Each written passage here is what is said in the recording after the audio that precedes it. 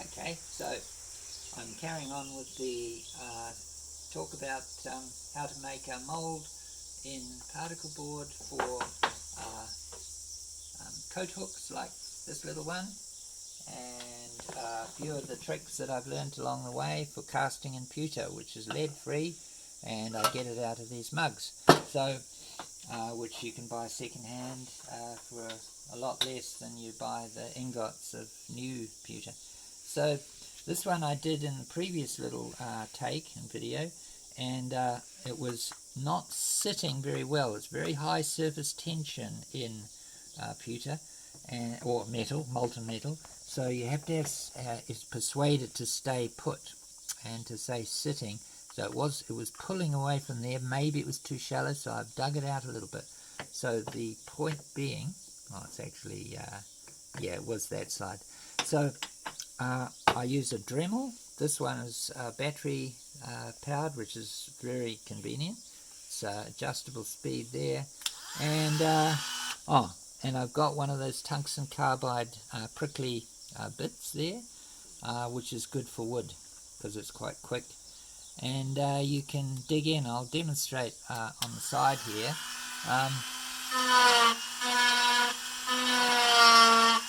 P for Peter. I should have WW for Wizard Workshops, which is the channel that I am currently calling it.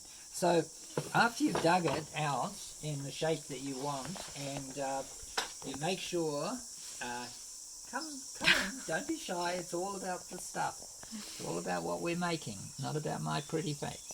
So this here is a handy little thing that our friend Doctor, who introduced me to the gentle art of pewter casting, he gave me this, which is a little brush that contains, it's a silicone brush I think, contains a graphite powder or graphite, and you see when you rub it in, it makes a shiny heat resistant surface, which is good for the mold. And these little bumps are where I've carved around so that you can make a hole for drilling, for screwing the hook on. But you can of course drill into pewter very easily, but I like to experiment and see if I can do things the easy way, which is obviously to cast the hole. And the trick there with the little wee bumps is that they have to be sloping, otherwise when you pull the metal out, it tends to pull the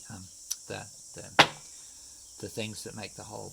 So the little bumps, so nicely curved there, and but the sides here need to be as close to vertical as you can get away with, because that helps to keep the metal in. So I'll do another cast because this one was just not quite right. So remelt it into the melting pot, and that's it's very quick to remelt things and metal, so you theoretically get no waste. You get the good casts, and the bad casts go straight back into the melting pot. Like little tin soldiers that get turned into something else, or remelted, reborn as little tin soldiers. Often they were lead in those days. Lead has got an advantage in that it does cast very a lot of good detail, but pewter by itself can cast pretty accurately, as you can see on this Celtic cross I'm wearing. Yeah, just show the. So that takes about 2 minutes to cast in a silicone mold, which I have got, which was a mold of a lasered cross, which came from a graphic, which was cut out with a laser from a graphic that I designed. So now we're pouring close up. We're pouring just enough to have a little bit over, and I'm doing that, and then I'm doing this. And the idea is to get rid of the excess without getting rid of too much. So here we are.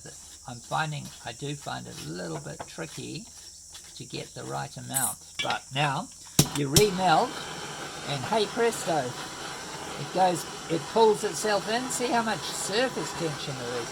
It's amazing. So that one there, apart from that little stubborn bit there, is almost a perfect cast. Tiny little bit that didn't want to go in.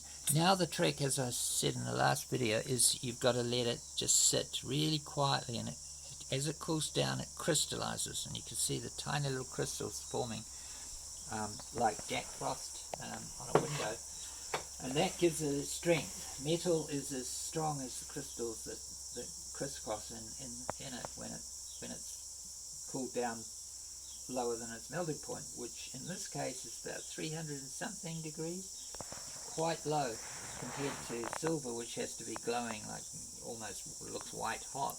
And that's why you can cast pewter straight into a silicone mold. So this cross came from this mold here, and that's a two-piece mold that's been poured around the cross, the original of the cross, and then and cast into a container, and then cut very carefully, cut, and with care you can even make these guide little lugs that fit in, and that's all done with a sharp knife, like a scalpel. So that's to separate the mold so that you can then do this. What material? That is silicone. Pouring. It's a two-part silicone.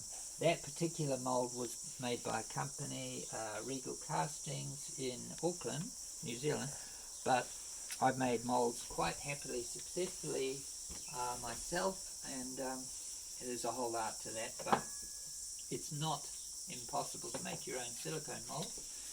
And then cast pewter, make cast objects in pewter very easily.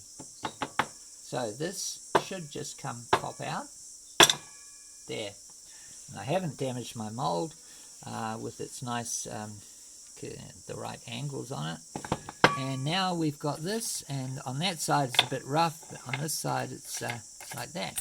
Now I shall make sure it is cold, and I'll put some water in a mug, which I forgot to do. Metal, you can never tell how hot metal is unless it's red hot. And it can see it's sizzling a little bit. Whoops. So you can easily burn yourself. You can easily burn yourself. Shouldn't you cover?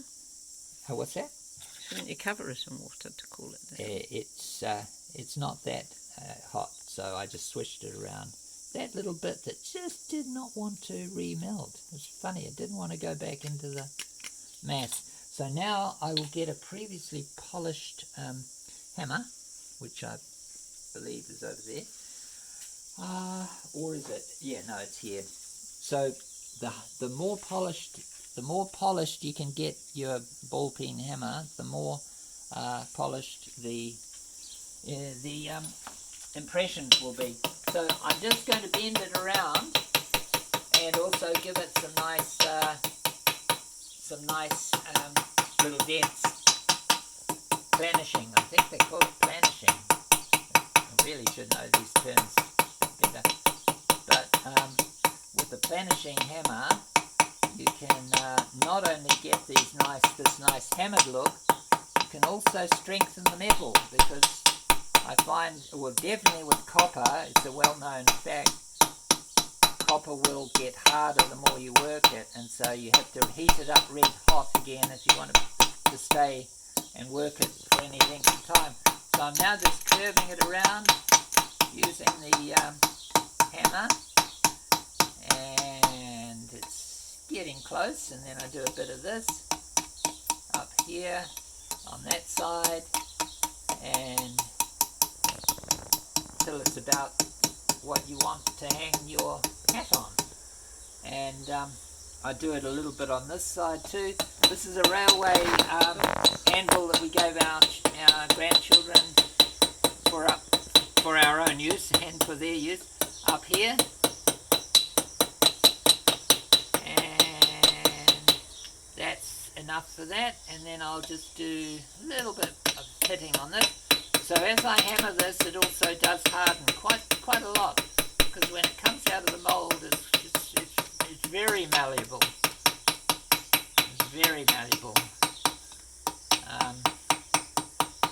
A little bit on there, and a little bit on there.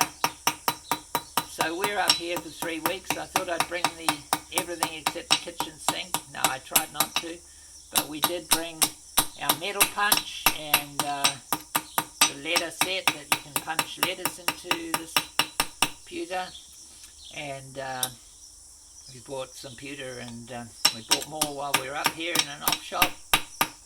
There we go. So here is a cute little coat hook made of pewter, cast and beaten. Probably cost me about 50 cents, because that's not a lot of the metal. You could do quite a few quite a few hooks out of the mugs, one mug. So, signing out from Northland for Wizard Workshops and Dream Space.